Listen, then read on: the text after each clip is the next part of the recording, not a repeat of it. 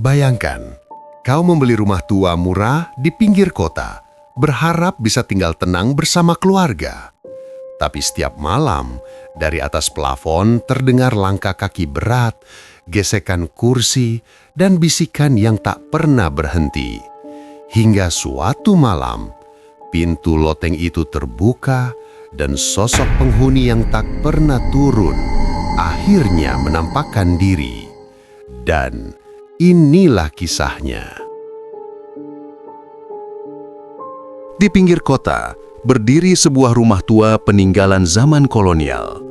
Bangunannya besar, tembok tebal bercat putih yang kini mulai pudar, dan jendela-jendela tinggi yang sebagian sudah pecah dimakan usia.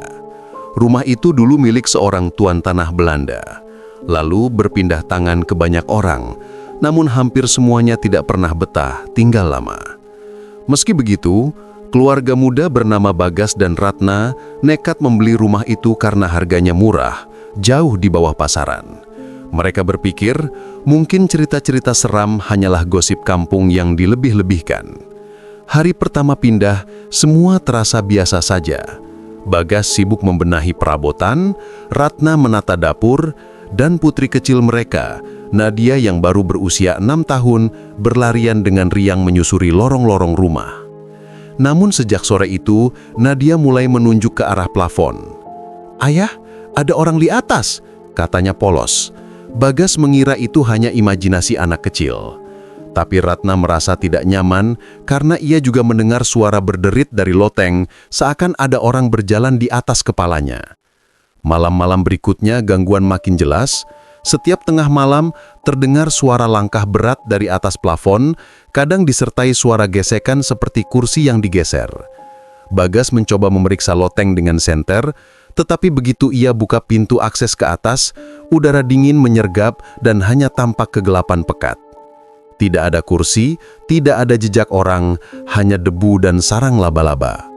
Anehnya, setiap kali ia naik, suara itu berhenti, lalu muncul kembali setelah ia turun. Nadia semakin sering berbicara sendiri di sudut kamar. Suatu malam, Ratna memergoki putrinya sedang duduk menghadap ke langit-langit, berbisik lirih. "Kakak jangan turun ya, nanti ayah marah." Ratna sontak merinding, memeluk anaknya dan bertanya siapa yang ia maksud. Namun Nadia hanya tersenyum. "Itu, kakak yang tinggal di atas, rambutnya panjang, bajunya robek-robek." Bagas yang awalnya skeptis mulai ikut goyah ketika ia sendiri merasakan gangguan. Saat ia bekerja di ruang tamu, lampu berkelip dan bayangan hitam melintas cepat di langit-langit. Kadang-kadang ada benda kecil jatuh dari loteng. Kuku manusia, gigi copot, dan helai rambut panjang yang bau apek. Puncaknya terjadi pada malam hujan deras. Petir menyambar, lampu rumah padam. Dalam gelap, terdengar suara keras dari loteng, seperti benda berat jatuh. Kemudian terdengar suara seret, pelan, berat, menuju pintu akses. Ratna memeluk Nadia yang ketakutan, sementara Bagas menatap ke atas dengan wajah pucat. Pintu loteng berderit, terbuka sedikit demi sedikit, lalu dari celah itu tampak tangan pucat penuh luka mencengkram kayu. Dari kegelapan muncul sosok perempuan tinggi kurus, rambut panjang menutupi wajah, bajunya koyak dan basah. Ia merangkak keluar dengan gerakan kaku, lalu berdiri di langit-langit, kepalanya hampir menyentuh atap. Matanya hitam legam, dan dari mulutnya keluar suara lirih. "Aku, penghuni loteng yang tak pernah turun." Bagas berteriak, berlari membawa Ratna dan Nadia keluar rumah dalam keadaan hujan deras. Dari kejauhan, mereka melihat sosok itu masih berdiri di jendela loteng, menatap lurus ke arah mereka, tanpa bergerak sedikit pun. Sejak malam itu, keluarga Bagas tidak pernah kembali.